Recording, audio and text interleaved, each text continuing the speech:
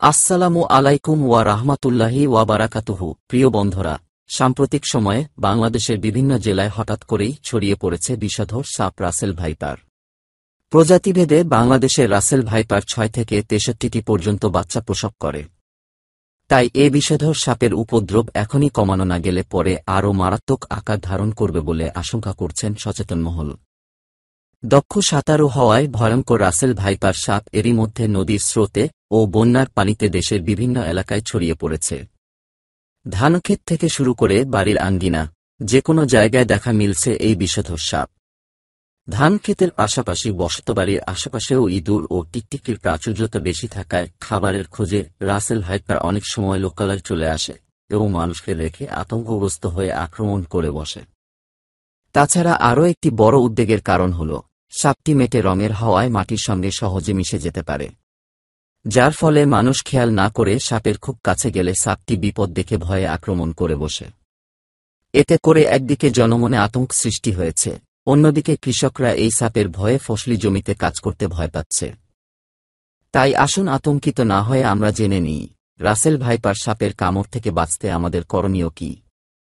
প্রিয় বন্ধুরা, ভিডিওটি শুরু করার আগে আপনাদের কাছে একটি অনুরোধ, আপনারা যারা এখনও আমাদের ওয়েও ইসলামিক ফ্যাক্টস চ্যানেলটি সাবস্ক্রাইব করেননি, তথ্যবহুল আরও ভিডিও পেতে আমাদের চ্যানেলটি প্লিজ তাড়াতাড়ি সাবস্ক্রাইব করে দিন।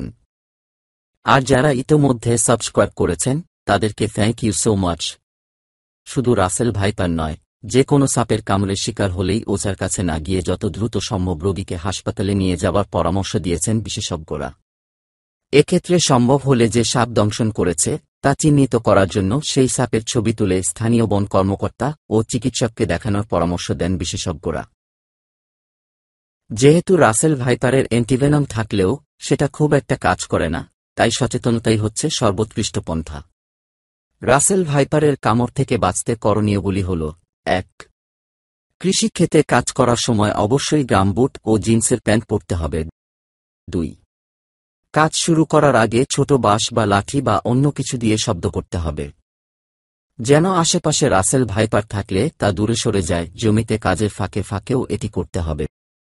৩. নিশ্চিত না হয়ে কোনোভাবেই ঝোপঝাড়, বড় ঘাস, পুরাতন ও দীর্ঘদিন পড়ে থাকা ইট পাথরে হাত দেওয়া যাবে না। ৪. লম্বা ঘাস, ঝোপঝাড়, কৃষি এলাকায় হাঁটার সময় সতর্ক থাকতে হবে, গর্তের মধ্যে হাত পা ঢোকানো যাবে না। ৫.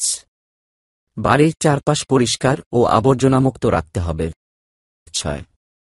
পতিত গাছ, জ্বালানি লাকড়ি, খড় ইত্যাদি সরানোর সময় বিশেষ সাবধানতা অবলম্বন করতে হবে। ৭.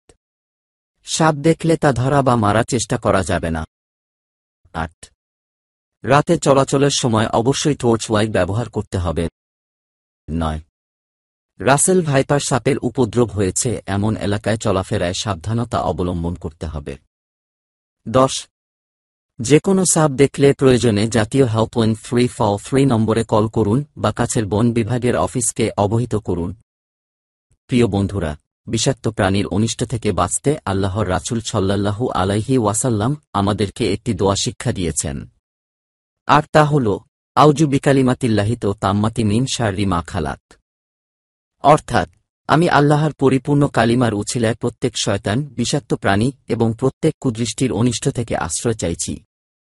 প্রিয় বন্ধুরা, আপনারা অবশ্যই সাবধানে থাকবেন এবং আজকের ভিডিওটি কেমন লেগেছে তা অবশ্যই কমেন্টস করে জানাবেন। আল্লাহ সবাইকে হেফাজত করুন, আমিন।